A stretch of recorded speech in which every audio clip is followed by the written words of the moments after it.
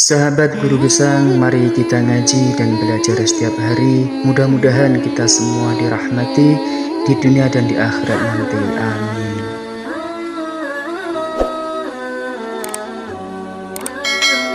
Jadi ilmu itu kabeh bingung no kan.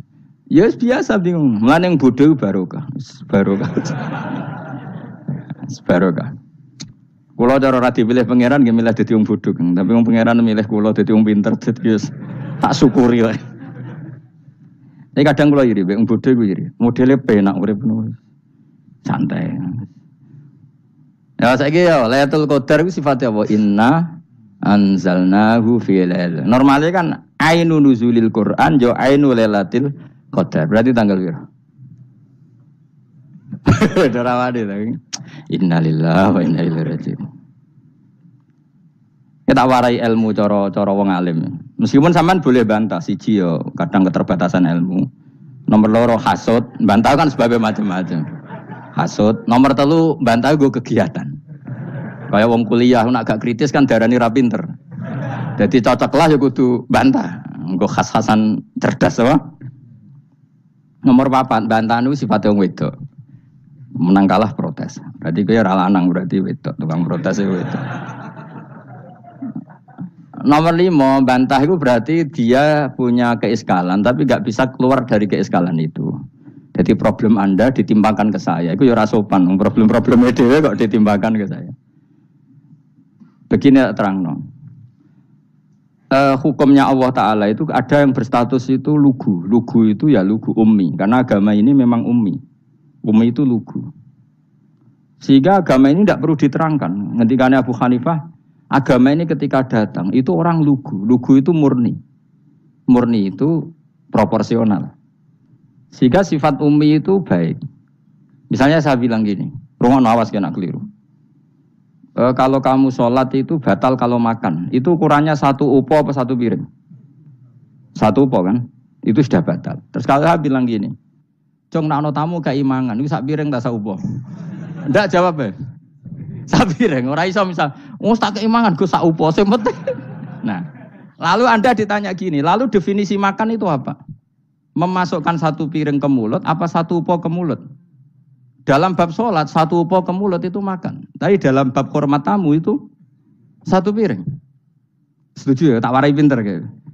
Ayo tak warai ya. Wes setuju ya? Wes pinter. Lo jawab wis pinter. Urung. Lailatul Qadar ya ngono. Misalnya Lailatul Qadar menjadi super karena ada sesuatu yang super turun yaitu Lailatul Quran. Jadi menjadi super karena yang turun adalah sesuatu yang super dan itu artinya tanggal. Loh, salah deh aku cek. Iku utek tanggal 21 kabeh sing ngaji ning ngene. Wes jelas inna anzalnahu fi lailatul qadar. Huruju ning ndi? Quran kan? Wa ma adraka ma lailatul qadar. Lailatul qadri khairum min alfi syahr. Makanya Lailatul Qadar itu ya bisa saja tanggal 1 kemarin sudah kelewat. Mbok entah ini jebelis baris dada. Atau mungkin Saban. Jadi perdebatan ulama tentang Lailatul Qadar. Malah ada wali yang bilang saya tiap hari mendapat Lailatul Qadar.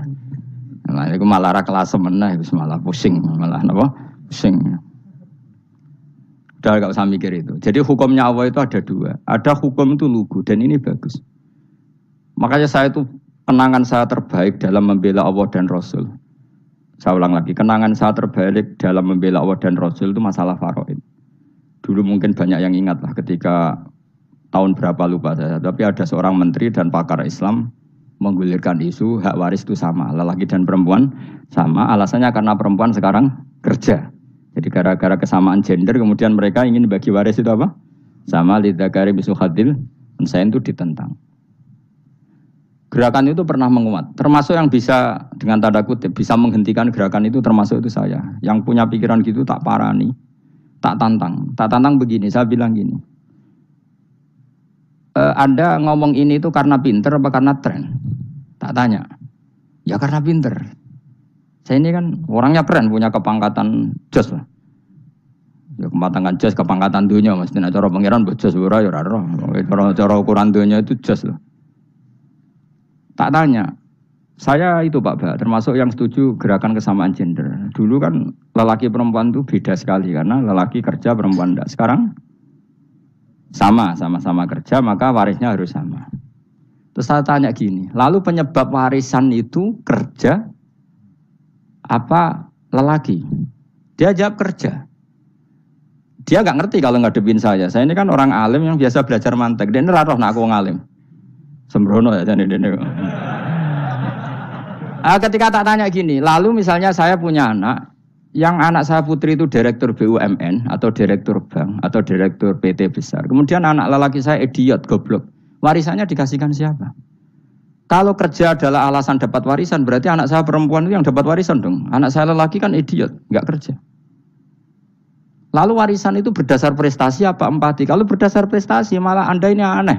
Sudah kerja direktur BUMN hanya karena dia kerja, dia dapat warisan. Karena Anda bilang asbabul irsi adalah kerja. Kalau saya bilang karena empati, saya juga gak fair. Yang kerja juga butuh modal gak saya warisi, tapi yang idiot tak warisi karena warisan berdasar empati. Lalu Anda milih mana? Bingung deh. Sampai dia ikrar, saya belum pernah mendapat perlawanan seperti ini. Karena Anda ngomong sama orang-orang goblok, kata saya. Terus saya bilang, saya ini ngaji Wahab, khatam berkali-kali. Anda mungkin baca kitab Wahab itu hanya terjemah. Maka menurut Islam, yang menjadi hak waris itu sebabnya zukurah wal unasah. Kelelakian menjadi dapat 2 bagian, keperempuanan menjadi 1 bagian. Dan itu Islam tidak mau urusan dengan prestasi maupun empati. Mujarrodul zukurah dan mujarrodul unusah. Sehingga dengan seperti ini tuh Islam nggak ribet. Coba kalau kamu pakai ilatul hukmi, pakai cara berpikir logika, malah ruwet. Karena tadi, kalau kesamaan gender itu karena perempuan kerja, lalu misalnya yang lelaki idiot misalnya atau pengangguran, warisan kamu kasihkan siapa? Kalau kerja itu menjadi alasan hukum, kamu kasihkan yang perempuan kan? Aneh nggak? Yang sudah kerja malah kamu kasih warisan, yang nganggur enggak? Berarti berdasar prestasi atau berdasar empati. Kalau kamu dapat warisan, idiot dulu dong. Idiot dulu, goblok dulu, kecelakaan dulu, baru dapat warisan. Karena dapat empati, yang sudah PNS gak perlu dapat warisan. Karena sudah juga ruwet. Fikih seperti ini ruwet gak? Ruwet. Nah, kata Imam Haromen, gurunya Ghazali, agama itu kadang dinuna dinul ajais. Kita ikut yang lugu saja. Allah bilang lelaki dapat 2 bagian dari perempuan, ya lelaki ya yang punya alat kelamin, penis. Perempuan yang punya farji, ya sudah gitu aja, gak usah ruwet-ruwet. Kenapa begitu? Ya sudah seperti itu. Nanti lama-lama gini kalau diterusin. Ada seorang dokter fikih perempuan. Dia menguasai fikih sholat. Ruhin lanang tapi gak menguasai fikih sholat. Rohnya mau pesolatan misalnya. Lalu yang jadi imam siapa kalau berdasar prestasi? Perempuan dong, karena dia doktoral fikih sholat. Dia menguasai aneh-anehnya sholat. Ghoro ibu masaili sholat dia menguasai. Sementara Rukin takoi sholat itu apa Rukin? Pokoknya ini gugus ngadeg terus lugu, terus ngadeg malih, apa? Ada mulan, nak salam ngalerin. Dia tahunya hanya itu dok. Lalu kalau nuruti imam sholat adalah yang terpandai dalam fikih sholat, tentu yang imami perempuan. Tapi agama ini tidak seperti itu. Pokoknya wong lanang imami, wong beda. Jadi makanya kata Imam Haromen dinuna dinul ajais sampai Sayyid Muhammad itu sering ngutip beliau gini kan, Allahumma imanan ka imanil ajais, ya Allah. Semoga iman saya menerima konsep engkau itu ka imanil ajais. Imannya wong wedok-wedok sing lugu. Ajis itu perempuan lugu yang sudah sepuh. Jadi misalnya ngukur anak seneng ya anak kono gedang goreng, ngekei duwe, ya lugu saja. Itu bagus. Daripada kamu pakai argumentasi, karena argumentasi ini sebetulnya kelihatan cerdas, tapi ada kebodohan masif. Karena tadi, kalau hak waris kita otak-atik dengan prestasi, maka yang pro empati akan protes. Paham ya? Masa yang sudah kerja dikasih banyak, yang idiot enggak. Tapi kalau berdasar empati juga aneh. Masa dapat warisan harus goblok dulu, harus kecelakaan dulu. Maka Rasulullah pernah ngendikan ketika ditanya, lalu warisan untuk siapa ya Rasulullah? Nabi jawabnya lucu. Fali aula rojulin dakarin. Jadi Nabi sempat ngendikan kata rojul. Kemudian direvisi dakarin. Fali aula rojulin dakarin. Semua ulama ngendikan dakarin di sini adalah badal. Nabi ngendikan rojulin, kemudian Nabi ingat kalau rojul itu identik dengan lelaki dewasa, apa? Kemudian Nabi mengulang lagi zakarin, tidak harus dewasa, yang penting lelaki. Jadi meskipun baru lahir, kalau dalam keadaan baru lahir namanya apa? Kan zakarin kan, belum bisa dikatakan rojul. Paham ya? Nabi ngulang 2 kali. Fali aula rajulin dzakari. Ini penting saya utarakan supaya clear. Jadi agama itu gak usah diotak-atik. Ya itu tadi, misalnya imam sholat itu lelaki. Ya sudah lelaki. Lelaki itu apa? Yang punya alat kelamin lelaki. Jangan dibalik ini. Yang dikatakan lelaki itu orang kuat.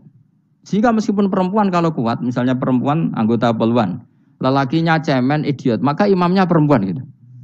Karena makna lelaki adalah kuat. Ini keruwetan. Jadi agama itu tidak seperti itu. Nah sekarang kembali ke pilihan. Yang dikatakan pilihan itu orang hebat. Apa yang dipilih? Apa berdasar definisi? Apa berdasar kehendak yang milih? Loh kok mulai do pinter? Tumben do pinter. Alam raya ini milik Allah. Dan semua di alam raya ini milik Allah. Maka dipilih tidak dipilih itu terserah yang punya apa terserah kita. Apa terserah kriteria, apa terserah definisi. Dalam konteks kita sebagai objek diambil, tentu terserah yang punya. Kemudian Allah bilang, orang-orang itu saya pilih. Nah kalau milihnya Allah berdasar kepunyaan, tentu Allah boleh dong memilih orang yang sebetulnya berstatus dolim. Ya tapi ya tetap dia dolim, tapi ya tetap dipilih. Kenapa ya? Karena Allah yang punya. Saya misalnya orang kaya, boleh nggak punya HP buruk? Boleh kan? Terserah saya. Saya orang kaya, beli HP mahal, medium dan paling buruk. Boleh enggak? Boleh saya yang punya. Nggak boleh, Gus, dengan orang kaya harus beli HP yang mahal. Yang bilang harus siapa? Nah kegoblokan kita ini seperti ini. Nak wong sugih HP ini kudu larang. Nak wong alim kudu bojone ayu. Sing kudu darani kudu ayu ku sapa? Nak maji jalan yang dumbu swarga lho kudu ku sing swargane mbam tapi kudu. Nah, kita ini sering berpikir ngatur Tuhan. Nah, Indonesia negara yang mayoritas muslim terus Islam Indonesia kudu dadi sampling Islam seluruh apa? Dunia. Ya ora usah sombong ngono ya keben. Mayoritas juga wonge kakean ngono ae ora perlu GR jadi sampling percontohan Islam internasional ora perlu ngono. Lah misalnya terus dadi contoh misalnya nang Masjid Haram niru Jumatan ning Indonesia berangkat mbek do rokokan. Bariku teki diusep-usep nang pojok pager. Lah misalnya wong Mekah terus do ngono kabeh karena mencontoh Islam Indonesia. Kacau gak? Ora usah GR ngono biasa wae. Napa? Biasa wae. Terus misalnya mencontoh Islam Indonesia, Indonesia nak ziarah Wali Songo terus tahlilan nunggu nganti setengah jam. Lah terus raudhah dikepung ngono rak macet Mekah Madinah. Mergo agar ziarah Nabi terus lungguh apa? Sak jam. Nak ning wali sak jam ning Nabi 2 jam lah kira-kira gitu. Ya malah nganyak Kanjeng Nabi tuh. Nabi sekaruan afdhalul khalqi mbok dongakno wa maghfir lahu warhamhu. Niku malaikat sak langit misah. Ya Nabi kok mbok dongakno di sepuro. Kowe tapi ya butuh sepuro. Enggak boleh doakan Nabi gitu, enggak boleh. Allahumma sholli ala sayyidina Muhammad wa ala alihi. Enggak boleh pakai ighfir lahu. Masalah kita tahlilan apa alam donga iku terus kamu gunakan. Ya misalnya terjadi percontohan Islam dunia terus Nabi kapundhut ditalkin, nak ditakoki waman rebuka piye. Terus Nabi warai waman nabiyuka. Mesti Nabi yo pro, lah aku Nabi jebok takoki. Jadi kita ini sering kumo luhur karena kita mayoritas terus jadi percontohan ora usah ngono. Paham ya napa?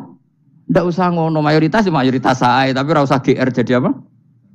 Percontohan internasional. Mungkin kalau masalah Islam damai ya bagus. Tapi itu kan tidak hanya Indonesia.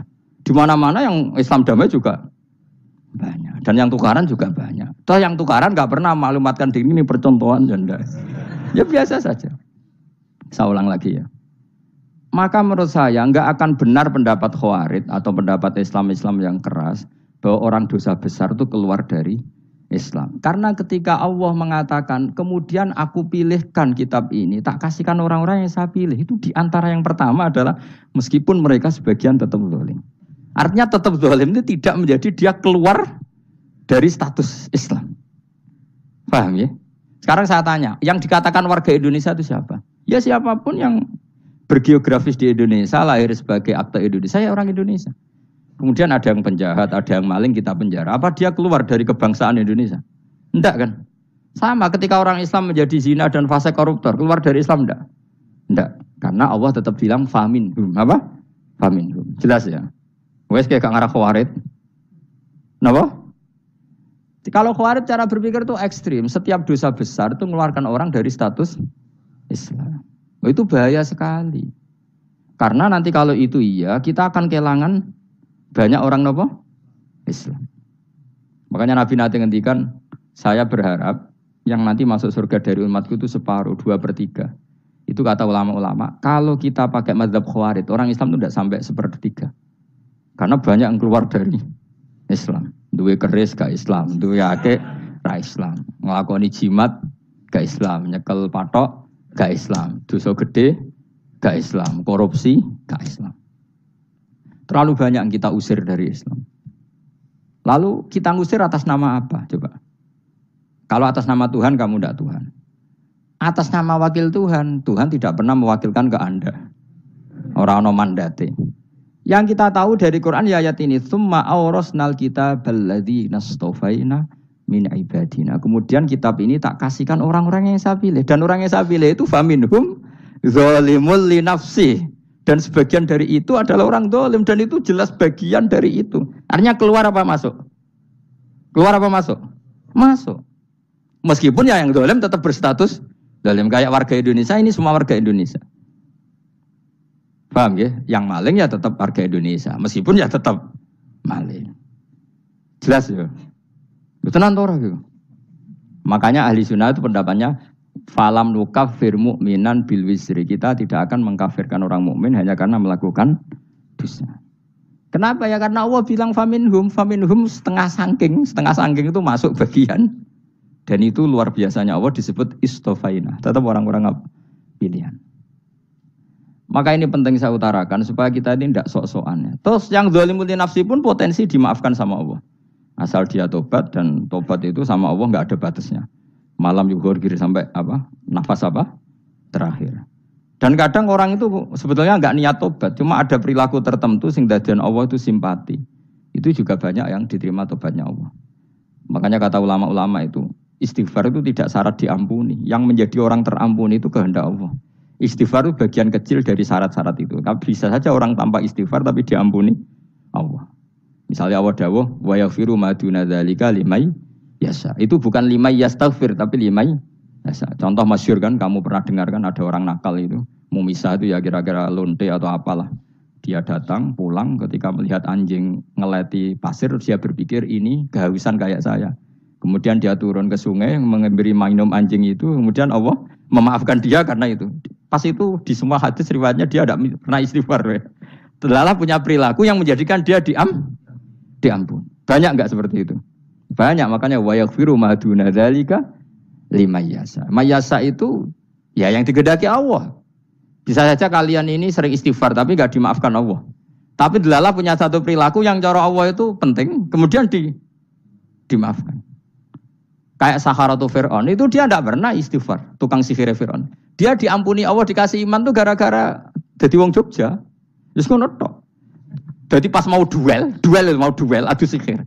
Iku dalah dekne mendingan ya. Qalu ya Musa imma antulqiya wa imma annakuna nahnul mulkin. Monggo jenengan riyen napa kula riyen. Dadi gara-gara dekne didikan Jogja niku. Lah wong ape duel, mestinya tarung itu semakin cepat mengambil kesempatan kan semakin menang. Ini sudah jelas tarung. Ngapunten jenengan riyen napa. Lha iku pangeran itu terus simpati. Wong kok sopane ngono apa?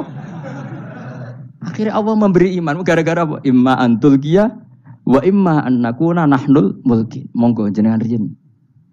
Lah Musa juga, Allah juga gak terima kalau nabinya kalah sopan. Sehingga Allah memerintahkan Musa adalah sopan. Mboten jenengan mawon. Jadi Nabi Musa qala bal alqu. Jadi Nabi Musa enggak jenengan riyen mawon.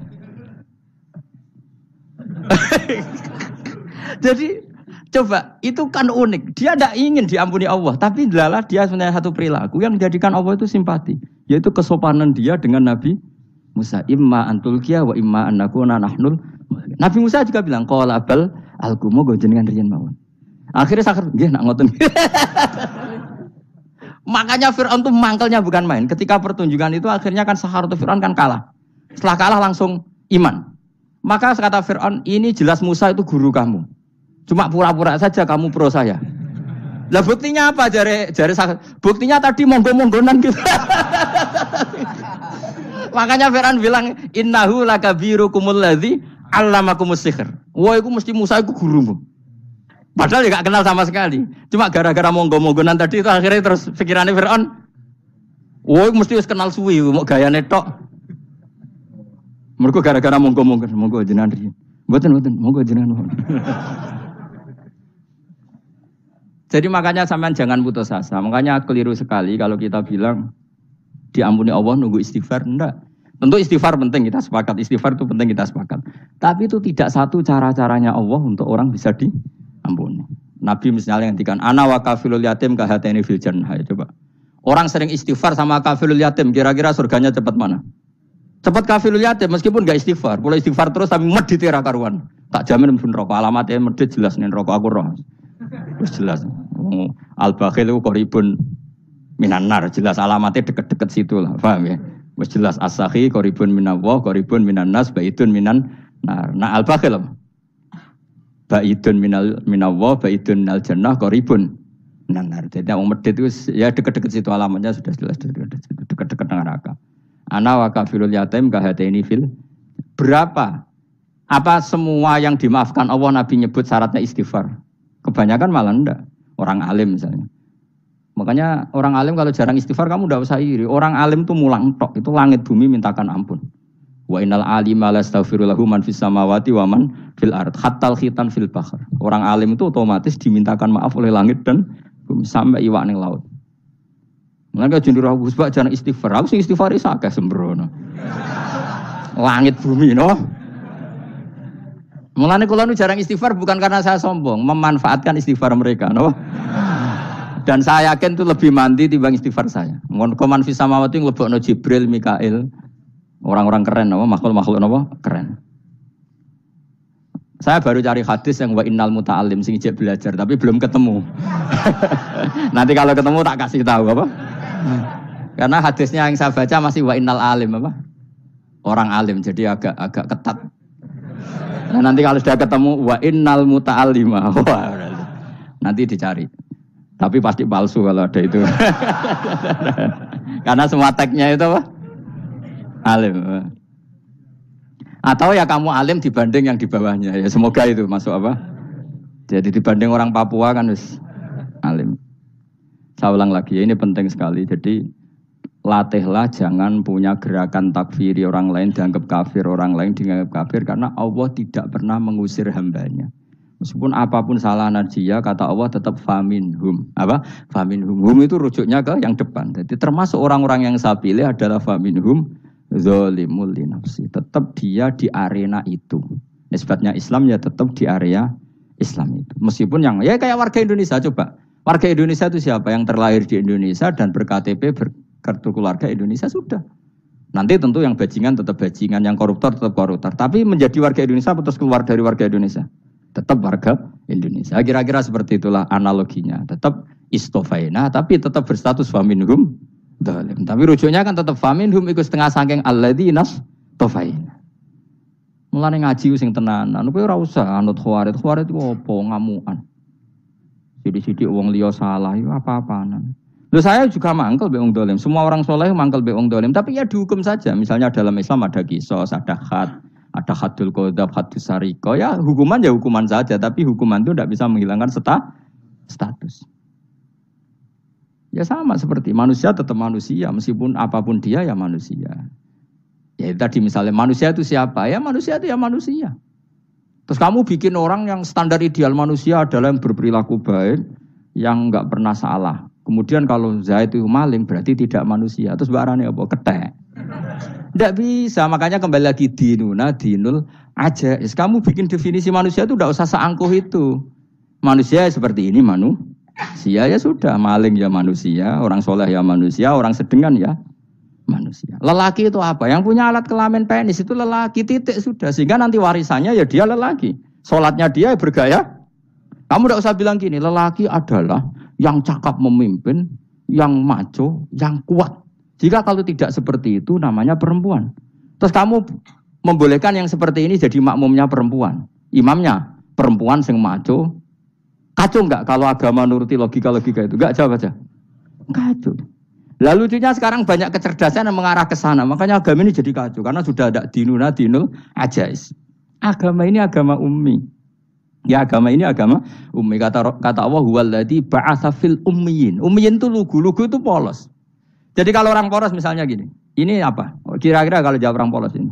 Jam. Bagus kan jam. Jam untuk apa? Penunjuk waktu. Ya sudah seperti itu. Tapi kalau orang engkek, ini itu apa jam? Itu barang murahan. Bulat kan oleh jawab. Ono numpak mobil carry itu apa? Itu black melaku. Yang mobil itu Alphard. Jadi kacau. Enggak boleh agama dibawa ke sana. Apa? Agama di sana dibawa ke sana. Nah itu madzhabnya ahli sunnah apa? Wal jamaah. Ketika Rasulullah ngendikan la yu'minu ahadukum hatta yuhibba li akhi, ora kok diarti ini ora iman. Sehingga yang menyala itu tidak iman, tidak seperti itu cara mengartikan ahli sunnah wal jamaah. Karena status itu tidak pernah hilang. Yang hilang hanya kesempurnaannya. Paham ya? Kesempurnaan kita jadi manusia hilang karena kita maling, karena jadi koruptor. Tapi tetap kita manusia. Kesempurnaan kita sebagai orang mukmin hilang kalau kita fasik. Tapi kita tetap mukmin. Paham ya? Makanya setiap hadis gitu kata ahli sunnah la yu'minu imanan kamilan. Wis dong ya? Dong? Ya terus alhamdulillah subhanallah. Ya udah alim mas malam rolikur. Malam Lailatul. Aku kadang yang melok goblok aduh. Saya tuh sering dididik sama bapak saya, sekumpul wong akeh ya kudu melok goblok harus. Makanya bapak itu kalau ada orang pidato, bapak kan juga enggak suka pidato juga, tapi ya kerso kadang-kadang. Saya pun kadang-kadang kerso. Asal sing utus pernah guru, pernah sepuh kadang kerso. Nah, bapak nak bahas pengajian ngomongin balik dari bapak, malah bingung. Ngomong apa wae. Coba kita dengan PD-nya bilang Lailatul Qadar itu 21 sampai berapa? 29. Lailatul Qadar. Warna itu malam Lailatul Qadar. Lalu Lailatul Qadar keren tuh karena apa? Karena nuzulul Quran. Lalu nuzulul Quran tanggal 17. Lalu Lailatul Qadar tanggal berapa? Oh, ada nih. Alhamdulillah. Tapi ini jangan jadi keiskalan yang masif itu sudah difitnah. Coro Gus Bak, ya coro Gus Bak, coro Quran ngawur gitu. Sembrono. Memang aku tidak pendapat tentang Quran, ya dan ayatnya seperti itu. Maka yang benar, Lailatul Qadar itu kata ulama-ulama dulu, orang yang beramal soleh, ya itu sudah anggap saja dapat Lailatul Qadar. Ora usah ndelok esuk-esuk ndelok srengenge blerengen ta ora. Nek ora blerengen berarti untuk Lailatul Qadar. Jan mendung kan blereng piye. Terus bengi angite sayup-sayup. Anggere dini hari ya sayup-sayup blok-blok aneh-aneh wae. Lah nek pikir sego ora, berarti wong laut gak tarah untuk Lailatul Qadar, ke segoro gitu langine bianter. Lah nek ning Dieng ya mesti sayup. Mau angin tok gunung wis kesel tadi ora sayup-sayup. Gawe ukuran ojo ngono, gawe ukuran ngono rak wong Dieng luwih ngrasa entuk Lailatul Qadar timbang wong segoro kidul. Ke segoro kidul langine apa? Buanter. Padahal alamate piye? Sayup-sayup. Mana-mana. Maksudnya alamat ngono iku ora ngono, maksudnya ayat iku Kanjeng Nabi mbadhawuh ngono maksudnya ora ngono. Wes dong ya. Ayo Lailatul Qadar tanggal. Aku seneng wong bodho. Enak urip wis happy no. Happy. Ya saya ulang lagi ya. Jadi kejati dirian itu tidak bisa hilang dengan standar keidealan. Yang hilang itu standar apa? Keidealan. Misalnya kita maling ya eman lah sebagai orang mukmin kok maling. Warga Indonesia kok kriminal tuh eman, tapi dia tetap orang Indonesia. Orang Islam tetap Islam meskipun dia fasik.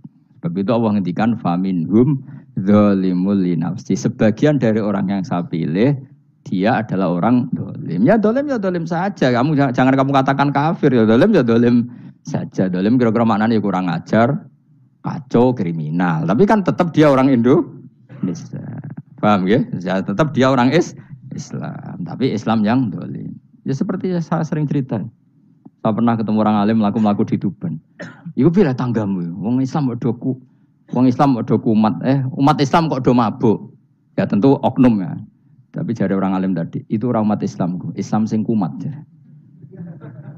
Jadi orang Islam itu hanya dua, umat Islam sama Islam yang kumat. Jadi kalau pas fasik ya Islam kumat. Kalau pas waras umat Islam. Ya sudah itu bolak-balik. Ya, jadi umat Islam. Jadi kalau di Jogja atau di Jakarta ada orang mabuk, itu berarti Islam sang kumat. Kalau pas ngaji, Umat Islam. Tapi kadang orang yang sama ya kadang umat Islam, kadang Islam yang kuman. Ya sudah seperti itu. Dan nanti pas diambil Allah ya tetap statusnya dua tadi. Umat Islam dan Islam yang kuman. Jadi jelas ya. Jadi jelas sekali makanya orang Khawarij itu kata Rasulullah syarrul khalqi wal khaliqa. Ela-ela makhluk itu orang Khawarij karena dia menghilangkan status kejati dirian. Itu bahaya bagi kelangsungan negara maupun agama. Jadi misalnya kalau orang nyuwun sewu misalnya ada orang kriminal di Indonesia, terus dianggap gak warga Indonesia, terus mau dibuang kemana? Coba. Sama kalau semua orang Islam yang salah dianggap kafir, terus lalu mau kamu buang kemana? Padahal dengan kamu katakan kafir, artinya dia sudah tidak wajib sholat. Orang kafir tidak wajib sholat, tidak wajib puasa. Apa tidak lebih ngeri? Karena dia tidak berkewajiban melakukan ibadah-ibadah Islam. Berarti Anda lebih ridho dunia ini rusak. Loh ya misalnya Zaid karena megang patok kuburan atau melakukan dosa besar kamu katakan kafir. Setelah kafir dia wajib sholat enggak? Tidak kan? Wajib puasa enggak? Berarti kan malah jura-jura. Karena mendorong orang keluar dari ring permainan kesalehan. Tapi kalau kita katakan Islam, kemudian kita bina. Kan ini jadinya aset. Dengan kamu katakan Islam artinya menjadi aset kan? Bandingkan kalau kamu katakan keluar.